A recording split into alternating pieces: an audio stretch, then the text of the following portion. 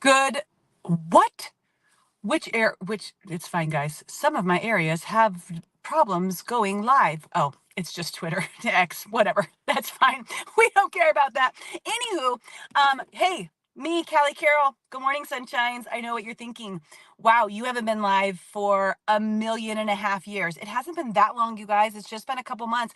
I'm figuring out my life still. It's totally fine. I wanted to jump on here today and just give you guys an update because I am going to my bar class and I have an extra 15 minutes. So I was like, why not do this? I've tried to do it 16 times and get interrupted with something every single time. So then I don't do it. So here we are. Whitten John update and refusing the honeymoon stage. Two different conversations, two different talks. So first things first. I am still around. I don't know. I don't know, you guys. I'm like taking care of all of these projects because we have so much time and it's so freaking amazing, and we're in this like beautiful not honeymoon phase is what I'm gonna say. But anyways, we'll get to that in a second. So Witty J has made the most insane and beautiful progress over the last 6 months. You guys might know I've done a couple live videos during his chemo hangover.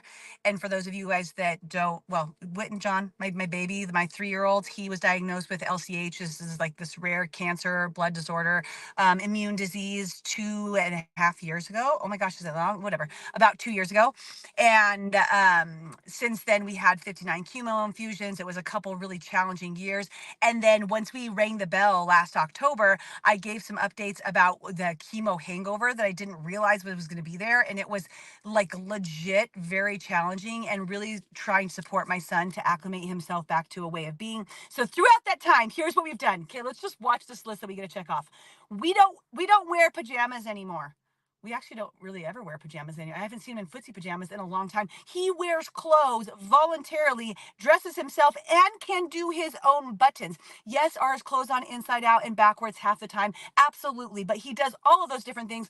And you know that after wearing footy pajamas for a year, that was a pretty big deal. So he's wearing clothes. Hallelujah. He doesn't have the same emotional dysregulation that he was having. Do you guys remember that?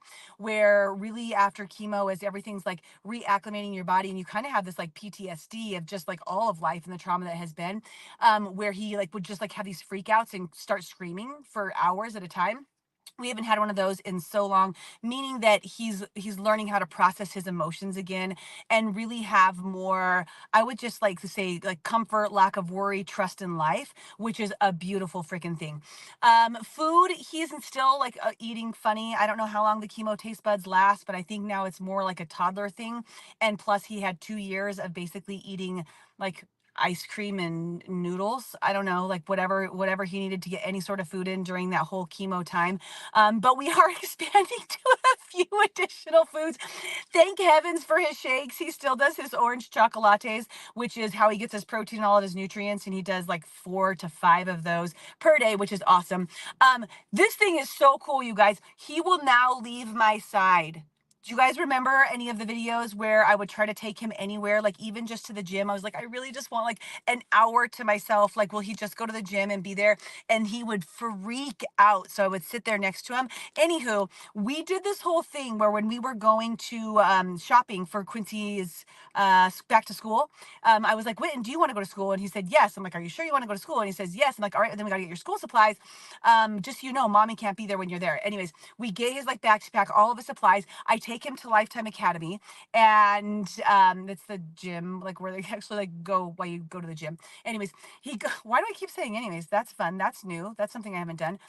He goes in and he actually goes for like 30 minutes with me sitting outside of the room where he can kind of see me but not directly.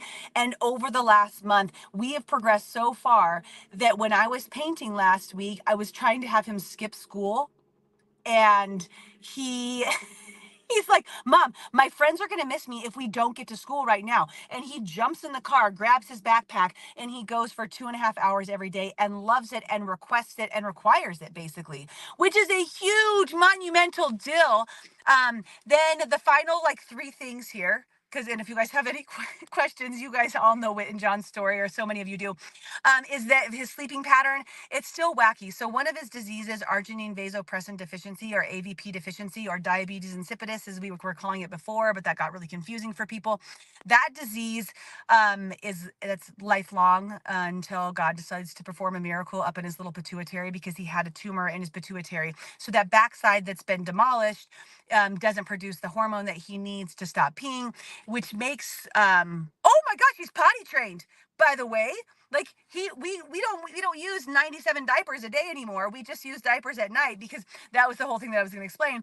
At nighttime, he still has to have like two to four sippy cups of a drink, because of his medication not working very well. And the disease is really weird, where we just don't know how his medication is going to work. Like, it's super challenging. So we have no idea if the medication is going to last for an hour or for 10 hours. And even though the doctors tell us that we should give his medication to him at a certain time every single day, they have no freaking clue. I actually got to have a like a consultation with a small group of us from this doctor in, I don't even know what country, was it Sweden? Who was so supportive in helping us learn that we kind of have to like medicate him like you would medicate somebody with diabetes. They're like glucose and different things, but you don't have a monitor. So like you have to try to like read his different signs in order to evaluate whether or not he needs medication. So we're doing all that, but sleeping throughout the night, he's only done that a few different times. That's one of our last things that I feel like we're really moving towards conquering. And finally, just like about like him, right? I mean, like, he is the most cheery, beautiful, fun, loving, sweet little dude. My gosh, he's got the coolest little personality. We do scans in October. So October 3rd, October 5th, October 7th, I'm not sure. We're going to go in. Yes, we have to go NPO, all of the things that I hate. He's going to have to like get his actual poke. I already know, and I'm prepared for the trauma that that releases, but we're going to do it. It's going to be great. We're going to have a lot of positive affirmations around it as we walk into that situation, and we're going to get back some awesome scans. We go do our scans then every single year. The thing about LCH is it's not curable. There's no cure at this point, but it only comes back. Normally, the stats would be in 50% of the cases, but because my son had to go to the third string of the chemo because the first two didn't work, we did such an aggressive therapy that they only see a recurrence rate of like around 15% when you go that route. And there are different developments. Like, they are working on these different inhibitors and different things for cures, for support, but you don't know what the long-term side effects are because everything's so new. So but not the honeymoon phase. The second part of this conversation, and then I swear I'm almost done, is I it's challenging, right? Saying what I just said, knowing that one of the diseases, the diabetes insipidus, or AVPD, that's a forever thing unless there's a miracle that's brought on by God, which we just keep praying for, right? But also the LCH, the cancer, does have a high level of recurrence, and every time I see a rash or a bump or a limp, it's like, trying not to go back into that state of being reactionary and having a lot of worry, but still, being a good mom and being observant of what's going on within him, and choosing that right now, even though things are so good and like so freeing and amazing, and it's like I just feel like we're stepping into this new miraculous chapter, which I'm so jacked about. Choosing to not let that be in my mind a short-term honeymoon phase. So any of my medical mamas, if there's any medical mamas out here watching, could, or parents, right? Families could probably relate to what I'm saying, where it's like, okay, so things are so good, but when's the other shoe gonna drop? Like, when's shit gonna go south? When are we gonna find X, Y, or Z? And that's a very scary, dangerous, yucky, negative space to be in. And it takes away from getting to be in the present, in the now, in the joy, in the happiness, in the time freedom, in the just the excitement that we're living right now. If I choose to think about those different things, that's not going to be supportive of actually being present in my current life, right? So I'm not choosing this as a honeymoon phase. I'm choosing this as a next chapter, beautiful chapter, and that we're just stepping into to this new way of being.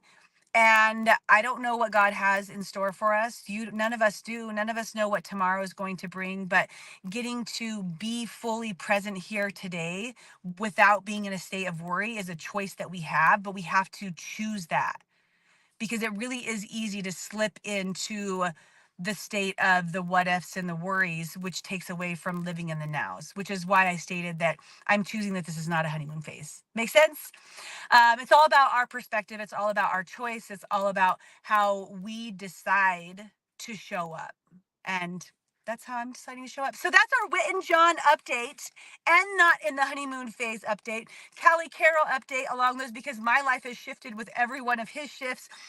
Is I am really like taking time to evaluate what is next for me. And I'm doing a lot of Blake Slate projects myself of like, what do I want? What do I want to create? What if I only had 1 year? What would that look like? What would I do? What would I pour into? I just am like gutting my entire house, cleaning it, painting it right now. I'm really like I'm going back and forth with social media.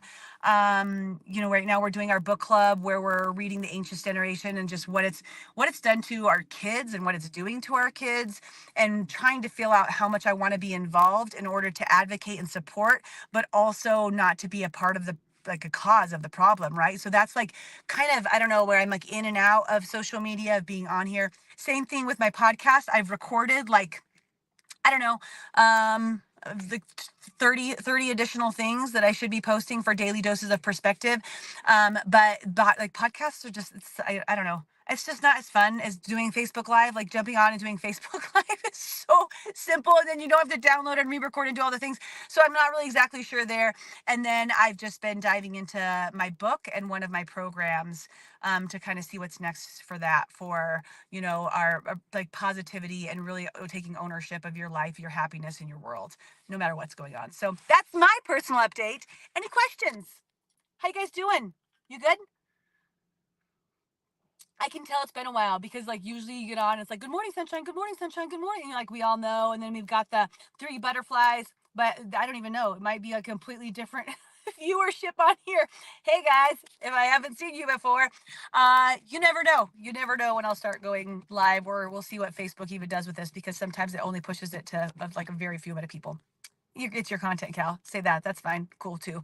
I love you guys. I'm Callie Carroll. Thank you for listening to my Wit and John update. And I'm sending you guys so many hugs, loves, kisses, light, all the positive energy of the world. And remember that perspective reveals miracles. Hi, Jessie. See, it's still there. Good morning, cousin. Okay, you guys, I love you. I'm going to go do a bar class. She makes me cry, usually, but that's cool because it's good for my body. Love you guys. Bye.